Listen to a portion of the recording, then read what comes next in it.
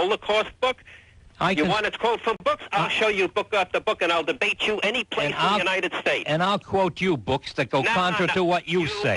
And I'll debate you anywhere. You are a Nazi. Your mind is Nazi. Your mind is Nazi. You're probably another one of those. Who are murderers. You circumcised Nazis yourself. No.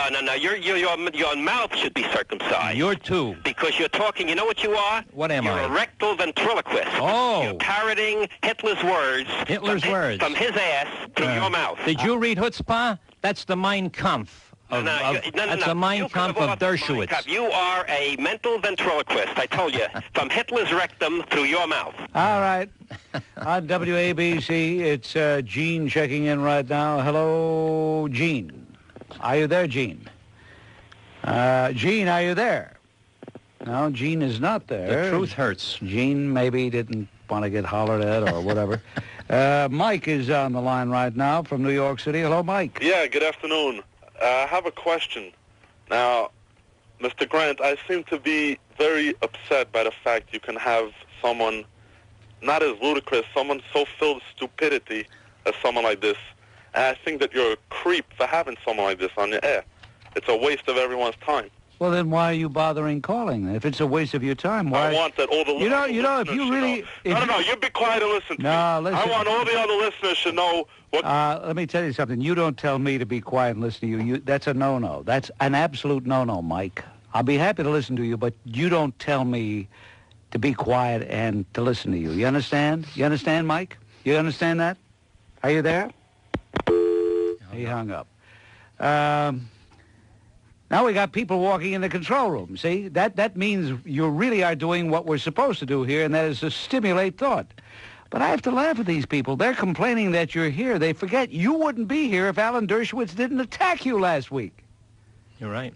The last thing in the world I had in mind was inviting you in. Ah, dear me. Sam, you're on WABC. Hello. Hi. I consider myself politically a strong conservative on the right, and I, by and large, disagree with most of the things that Alan Dershowitz says. I do feel that Mr. Grabowski harbors anti-Jewish feelings. Before it was implied that, the two things connect, being a liberal and feeling that way about Mr. Grabowski, they really do not connect. I don't feel myself a liberal at all, and I think that the evidence that I see shows that he is anti-Jewish. I would just ask him to describe the 1946 pogrom in Kielce, Poland, where the Nazis had been already soundly defeated, and the Jews returning to their homes were bloodily massacred by the Poles. Would you comment?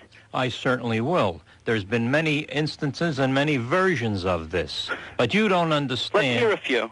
Pardon? Let's hear a few. All right. Give me a chance, huh?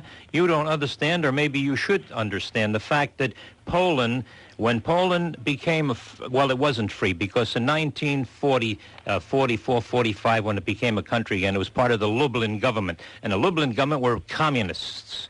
They were communists, and they kept on creating this animosity, and it was not the Polish citizen, it was the communists who run the Polish government, and a lot of them are still there, who created situations like this to create animosity between the Polish and the Polish Jewish. But you say that the Polish communists are Jews. Why would they murder themselves? I didn't say that. I said some are. I didn't say all. I don't smear everyone with one brush. Some of them. Let me tell you one thing. Let me give you a little preamble to this before we go any further. To me, I feel very bad for the decent Jewish person, and I know many decent Jewish persons. I've been with them, I've lived with them, I work with them. Some of your best friends are Jews.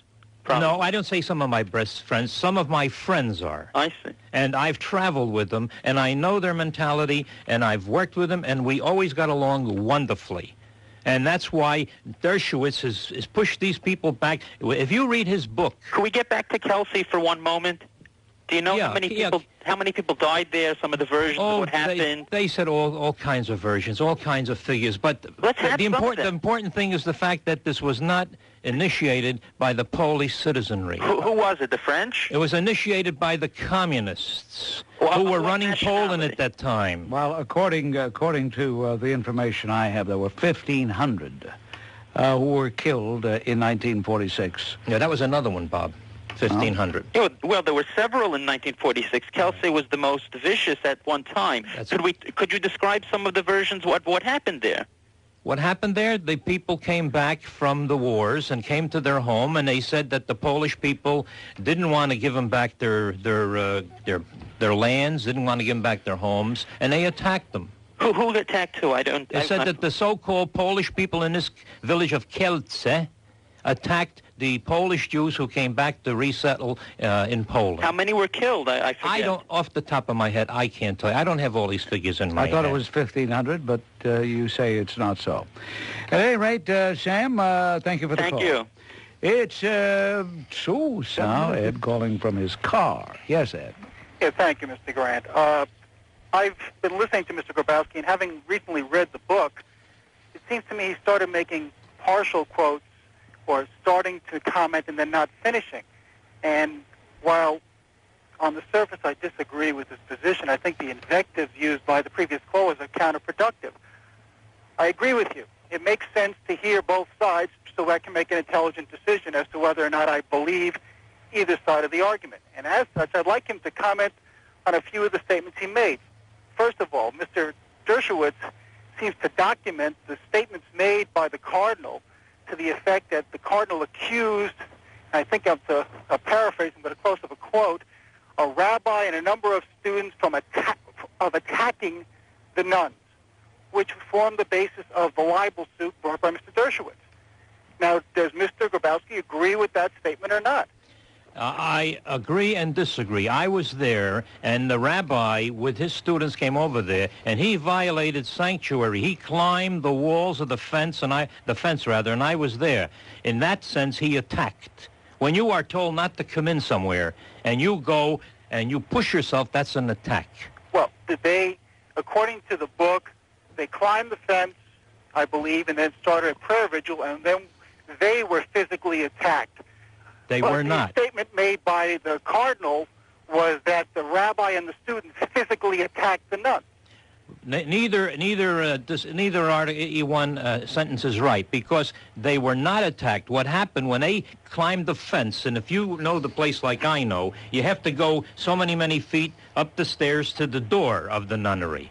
And when they got there, the workers start throwing water down on them to get them away from the place because they would not leave. So then the Cardinal's statement that the rabbi and the students physically attacked the nuns was an incorrect statement. They didn't physically attack, because the nuns were... No, that's not my question. My question was the Cardinal's statement, which Mr. Dershowitz is basing his lawsuit upon, a correct or fallacious statement. First of all, his sermon was in Polish, and when you change into English, you lose some sense of translation.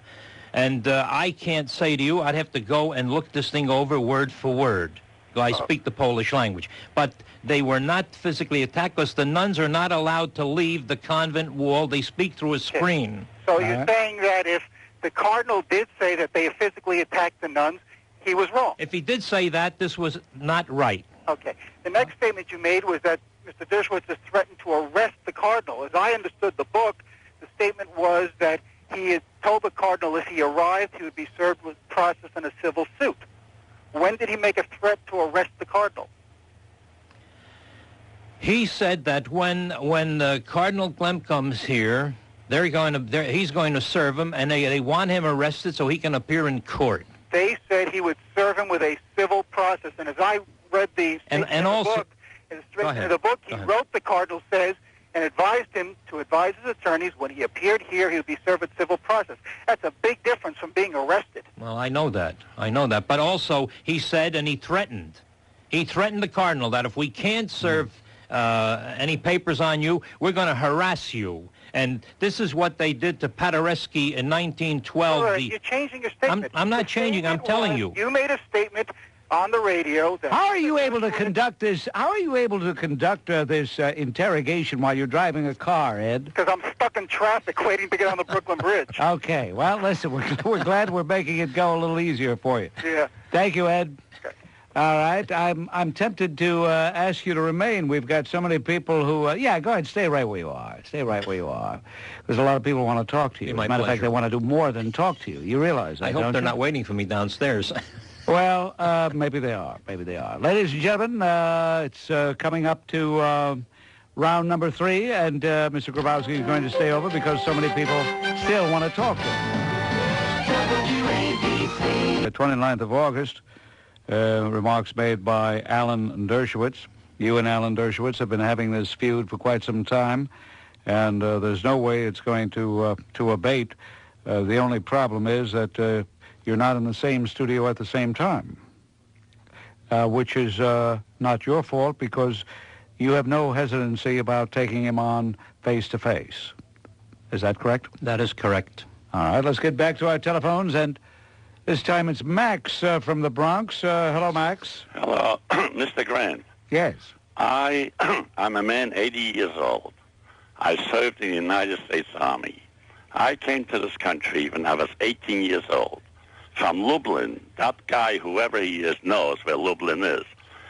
He says there's no anti-Semitism. That man is a liar. He don't know what he's talking about. There was anti-Semitism every move, every step we took. There were on holidays, on their holiday. We won't even allow. If we went on their streets, they would beat the hell out of us. All right. Now, Max says that he tasted anti-Semitism day in and day out. And what do you have to say about what Max said?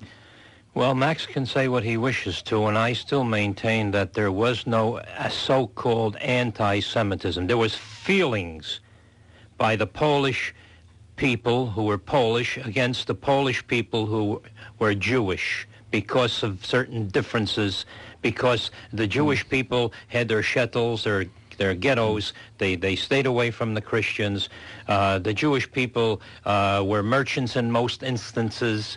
The Jewish people, when it came, speaking of Lublin, to come to that area, when the Soviets marched into Poland on the 17th of September, the Jewish people, the Polish Jewish people, were waving flags and throwing flowers out and telling them, "We'll help you get rid of the Polish people." So there was animosity on both sides, but it was not what they're trying to distort you to say it was anti-Semitism. That specific word, anti-Semitism, is not so in Poland. We'll take a couple of more calls for our guest, Chester Grabowski, and Shani is checking in now from New Jersey. Yes, Shani? Yes, I have a grandma. I'm Jewish, and I have a grandmother who lived in Poland at the time of the Holocaust. Now, she was lucky enough to get false papers, and she managed to work in Poland in a factory. Now, she told me, she tells us these stories about the Holocaust, and she told me that her Polish coworkers, they reported her to the Gestapo. Luckily, she managed to get away with it. She managed to talk her way out of it. But she said that she had to flee Poland to go to Nazi Germany because she felt that all of her coworkers and all the people in Poland, at every step she took, they wanted to report her. And she fled to Nazi Germany. All right. Can I answer that? Sure. Go ahead, Chester. I want to ask you a question. Is that your grandmother? Yeah, she said her grandmother. Ask your grandmother, where did she get those false papers from? Where did she get all those things? She got them from the Polish people. The Polish people were there to, again, save her grandmother. Sure, there were certain instances where some people disliked each other, but she got her papers, and she got them right from the Polish people. She got it from her brother, who managed to smuggle it into the country. He smuggled it into the country? From other Polish people, maybe. Well, you know, people have all kinds of stories, and I wasn't there. I'm an American. I'm born here. My parents came from Poland. There were 9 Grabowskis that died in Katyn. My first cousin died under the Nazis. A number of my cousins died under the Soviets, who took 2 million Polish people and sent them to Siberia after they double-decked Poland when Hitler invaded Poland September 1, and it took them 30 days to take Warsaw. And what does that have to do with this topic? The topic is the fact that the Polish people helped all they possibly could, everybody. By reporting them to the Gestapo. Well, that's you know, that's what you're saying. I can't say yes, I can't say no. I don't know. Shani, thank you for the call. Mario, you're on WABC. Hello. Are you there, Mario? Yes, yes, Bob. Yeah, go ahead, Grabowski, please. I would like to first commend you on having the courage to defend your people against these attacks and slurs by this little snake Dershowitz, who's nothing but a Christian-hating son of a you-know-what. He is the biggest bigot there is, and all he does is call other people bigots and anti-Semites. You know, he's nothing but a liberal, anti-Christian, Polish-hating, Spanish-hating. I saw him on a program where he was talking about the Spanish Inquisition, or how the Spaniards killed all the Jews, but he forgot to mention that the Jews had lived in Spain since the time of Christ without any problem. No, they didn't live in Spain since the time of Christ, pal. They lived in Spain during the time when the Romans occupied Spain. There was Jews living in Spain already, and when the Arabs invaded Spain, a lot of Jews, not all, a lot of them collaborated with the Arabs, who killed and murdered millions and probably hundreds of thousands of Spaniards. Nuns and priests were hung by the Arabs, the Moors. Why in 1492, you could look it up if you don't believe me, why in 1492 did Queen Isabella and King Philip, King Ferdinand, why did they expel the Jews from Spain? It wasn't only Jews. It wasn't only Jews. It was also the Muslims. It wasn't, right. It was Muslims, it was Jews, but every time you mention the word Jew, well, it's a special issue. There was Muslims expelled, there were Protestants expelled. There were no Protestants in 1492. Thank you, Mario. Chester Grabowski, thank you for coming in. Here's your material on Mr. Dershowitz. I'm sure that one day you will smoke him out, and if you want to smoke him out on this program, and if anybody who knows Alan Dershowitz is listening and he would like to make a return visit and this time confront Chester Grabowski, the invitation is open, the door is open to have this face-to-face confrontation. On WABC, the Bob Grant program at 17 minutes now past 5 o'clock. When money is